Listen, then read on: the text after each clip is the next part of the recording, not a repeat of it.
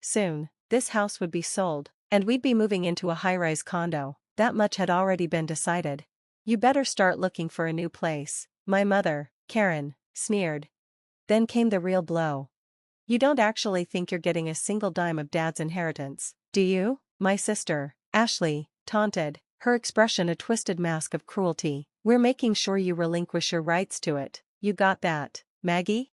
Ashley's boyfriend stood off to the side, laughing, a cruel, mocking sound that only deepened the wound. Our father's funeral had just ended, and here they were, already scheming about money. It was unbearable. I snapped, "You are the absolute worst. I can't take this anymore. I'm done with you all." The moment the words left my lips, the doorbell rang. Standing outside was a man I felt like I had met before. "My name is Maggie. I'm 22, about to graduate from university, not a huge achievement, but I take pride in my hard work. I've always been diligent, keeping my head down and focusing on my studies. I may not be the most outgoing person, but I have dreams I want to achieve. Still, there's something that weighs on me every day." "Maggie, get down here now." The sharp voice of my mother, Karen, echoed through the house. With a sigh, I shut my textbook and trudged downstairs, only to find my mother and Ashley waiting. "What is it?" "I was studying." Ashley smirked, still playing the nerd. "Huh? University's almost over, and you're still glued to books? Such a tryhard." Ashley, the perfect image of our mother, beautiful, glamorous, and once a popular model. Now, she lounged at home under the excuse of helping around the house, though she did nothing of the sort. "We're going shopping," Mom announced. "You can take care of the housework, do the dishes, laundry, and don't forget to iron. Oh, and we're out of detergent. Pick that up too." I swallowed my frustration. Arguing would only lead to more trouble. "Okay," I muttered. They left without another word, while I stayed behind, sighing as I surveyed the mess they'd left behind. This was my life. Mom, a former beauty queen, always sought luxury, spending freely and favoring my sister, the golden child. As for me, I was the ignored, plain daughter, the one they treated like a live-in maid. I had endured it all, telling myself that, in the end, we were still family. Then, my phone rang. "Dad," my voice brightened instantly as I saw his name on the screen. "Hey, Maggie," came his warm voice. "How have you been?" "I'm great, what about you? It's late where you are, right? How's work?" "I'd like to say I'm fine, but I've been having headaches lately," he admitted. "I plan to see a doctor soon." "And you? How's school?" "Dad, take care of yourself, okay?" "I will." "And you? Still working hard towards your dream?" "Of course, I'm doing my best." "That's my girl," he said warmly. "Remember what I always tell you? Be righteous and kind," I recited. "That's right," he chuckled. "I'll bring you souvenirs next time I come home." I held on to his words, the only real warmth I had in this house. My father, Harry, was an elite businessman, always traveling for work. Though he was often away, he never made me feel unloved. He was the only one who truly cared about me. To my mother and sister, however, he was nothing more than an ATM. They lived lavishly off his hard-earned money without a second thought. Still, as long as he was around, I had something to hold on to. Then, everything changed. A few months after I graduated, my mother burst into my room, her face pale. "Maggie, your father." He had collapsed at the airport the moment he landed. He was rushed to the hospital, unconscious. When we arrived, the doctor's words hit like a punch to the gut. "A severe stroke," he explained. My strong, dependable father was now frail and barely able to speak. His body was paralyzed. From that moment, I made a choice. I put my dreams on hold and dedicated myself to taking care of him. Karen and Ashley, on the other hand, barely acknowledged him. They refused to help, acting as if he were a burden. "Mom, Ashley," I pleaded one day, "if you visited Dad, I'm sure it would make him happy." "We're too busy," they said dismissively. And so, I took on everything. "Dad, today was a beautiful day," I'd tell him. He'd struggle to respond, his voice weak. "Thank you." I learned everything I could about caregiving. I made sure he could see outside, prepared meals he could eat, and kept fresh flowers in his room. Even with the help of professional caregivers, I gave everything I had to ensure he was comfortable. Because he was my father. Because he had always been there for me. Whenever I felt like breaking down, I remembered his words. "Maggie, always be righteous and kind." And each time, It gave me the strength to keep going. One afternoon, as I moved through the house, I heard whispers coming from the living room. Curious, I stopped just outside the door, my heart pounding. Thanks to Dad's insurance payout, I finally bought that designer bag I wanted, my mother, Karen, said with a satisfied chuckle. Ashley's voice followed, light and carefree. I know, right? Thanks, Dad. Maybe I should get a new wallet too. I clenched my fists, willing myself to stay silent, but my mother's next words made my breath hitch. If your father were gone, we'd receive a few $100 million from his life insurance and inheritance. He saved up so much through work and investments. Ashley gasped, then giggled. Wow, Mom, we should totally buy a luxury condo, and my boyfriend could move in with us. Oh, I wish Dad would just hurry up and die. A cold chill ran down my spine. I couldn't listen anymore. My father was fighting to stay alive, and yet here they were, treating his impending death as a payday. I rushed away, my stomach twisting in anger and despair. Lately, my mother and Ashley had been living lavishly, buying luxury goods, going on shopping sprees, even taking overseas vacations while my father and I stayed behind. But no matter how much their selfishness hurt, I couldn't bring myself to tell my father. He was already suffering enough. So, I kept my mouth shut and continued caring for him. Despite everything, my father had many visitors, friends, colleagues, people whose lives he had touched. They all adored him.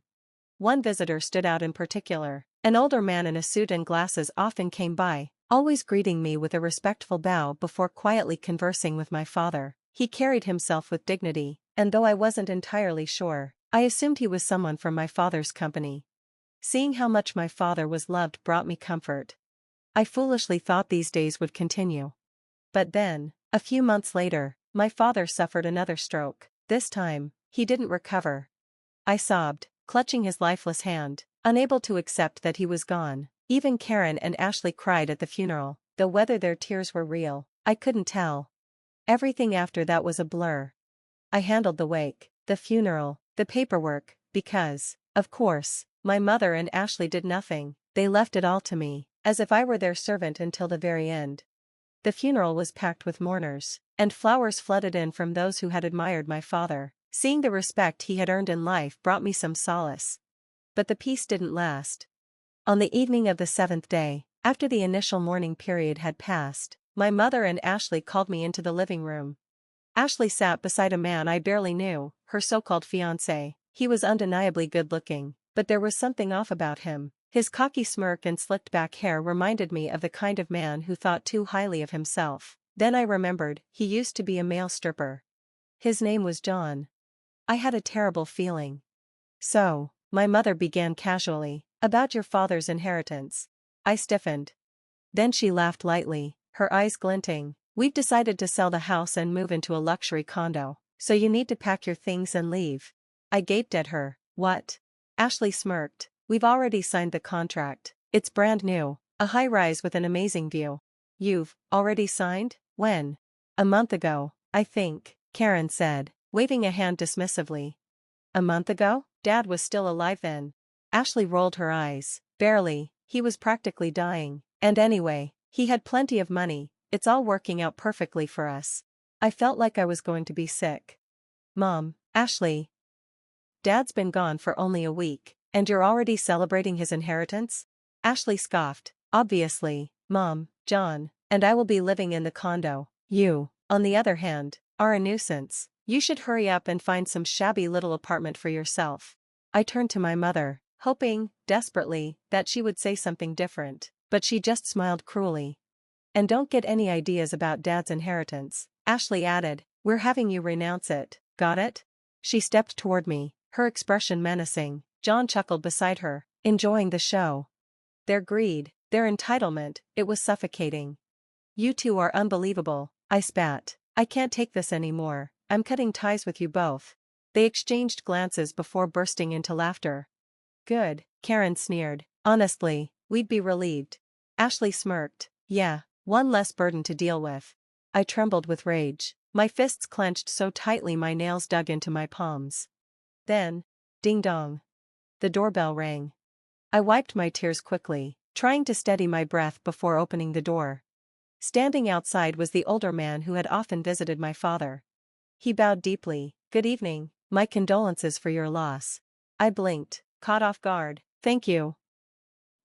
Please, come in. But before I could step aside, he handed me a business card. Please check this. My name is Watson, an attorney assigned by your father. I glanced down. The card belonged to a well-known law firm, and a polished badge gleamed on his chest. I looked back up at him, stunned. A lawyer? This was unexpected. My mother, Ashley, and her boyfriend stepped out from behind the couch. Huh? What does a lawyer want with us? My mother asked, her voice tinged with skepticism. Watson, without missing a beat, responded coldly, I've come to discuss your husband's inheritance. Can we talk for a moment? He sat down in the living room, and my mother positioned herself directly across from him. Ashley and her boyfriend flanked her, while I was left to sit alone, facing them all. Watson pulled out several documents from his briefcase, looked around the room, and began speaking slowly. First, may I read your husband's will? My mother scoffed, her lips curling into a smirk. That man could barely move or speak, and yet he left a will? Just get on with it. Watson nodded solemnly. Then, allow me to read it. The testator, Harry, hereby bequeaths as follows. The testator leaves all property belonging to him to his second daughter, Maddie. A stunned silence filled the room. The testator designates the following as the executor of the will. Before Watson could finish, Ashley shot up from her seat. Hold on, what did you just say? The testator designates. No, the part before that, she demanded, her voice rising with disbelief. Watson adjusted his glasses and repeated, the testator, Harry, hereby bequeaths all property belonging to him to his second daughter, Maddie. I sat there frozen, too shocked to breathe, my heart raced in my chest, my mind struggling to comprehend what I'd just heard. What does that mean? My mother and Ashley both gasped in unison. Watson continued, unfazed by their outbursts. Next, I will read the postscript of the will, your father's final message. He paused and looked directly at me before reading aloud. Maddie, you gave up your precious dreams to care for me. I wasn't able to pay much attention to you because I was always working, but I truly appreciate everything you did. Thanks to you, I was able to pass away peacefully, fulfilled. Tears welled in my eyes, my breath catching in my throat. Maddie, always be kind and correct. I know you can do it. Your father will always be watching over you. Please, be happy. I couldn't hold back anymore. Tears streamed down my face as I sobbed uncontrollably. My mother and Ashley, however, erupted in outrage. What does that mean? So, the inheritance all goes to her? Yes, Watson answered calmly. What happens to our money? My mother's voice was high-pitched with fury. Watson glanced briefly at them, his expression icy. You two are not mentioned in the will. Maddie is also the sole beneficiary of the life insurance. My mother's face turned red with anger. What are you talking about? You can't just do that. Her voice trembled with rage. Ashley leaned forward, her face a mixture of disbelief and greed. Isn't there something called a reserved portion? Aren't wives and children supposed to get a guaranteed share? You're referring to the statutory reserve, Watson replied coolly. Yes, you two have the right to claim a statutory portion from Maddie's inheritance. Karen's smirk returned, her usual arrogance shining through. Even if there's a will, if its contents are unfair, we can claim a share under civil law. But Watson didn't flinch. He continued, his tone now grave. Harry commissioned us to investigate the fact that you, Karen, and you, Ashley, have been living luxuriously off his money, squandering the insurance payouts. You bought a luxury condo, a car, and spent excessively on host clubs and overseas trips. Meanwhile, all caregiving and household chores were left to Maddie. He paused, his gaze hardening. Moreover, there were even remarks made about hoping for Harry's death. Ashley and Karen's eyes widened in shock, their mouths hanging open. My father knew everything. My voice trembled as the truth crashed over me. He knew everything, but he pretended not to. And no. My mother stammered, unable to offer any explanation. Watson stood firm, his voice unwavering. Given these circumstances, it's highly unlikely that any court would find the distribution of the inheritance unfair. Even if you took it to court, your chances of claiming anything are near zero. Of course, you can try if you wish. He smiled coldly, but know this, I'll be the one standing against you. My mother went pale, her eyes wide with horror. That's ridiculous, she muttered under her breath, unable to comprehend what was happening. Ashley remained silent, her expression frozen in disbelief. As Watson left, I walked him to the door. Maddie, he said, his voice warm with kindness, you've grown into an admirable person. Your father always spoke of you with such joy. Really? My voice was a whisper, filled with emotion. I've known your father since we were young, and I was honored to carry out this request. Your father often felt he was too lenient with the others, but I believe he found peace knowing how well you turned out.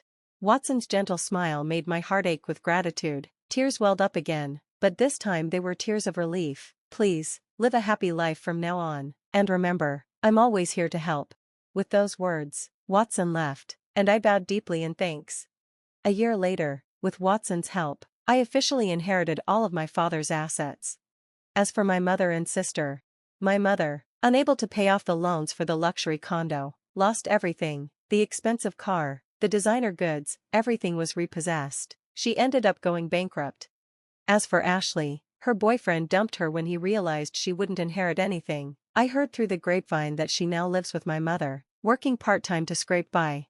For a while, they kept calling me, but I only responded with a firm message. I've cut ties with you, please contact me through a lawyer. I truly believed that's what my father would have wanted. As for me, I used my father's inheritance to attend law school, something I had once given up on.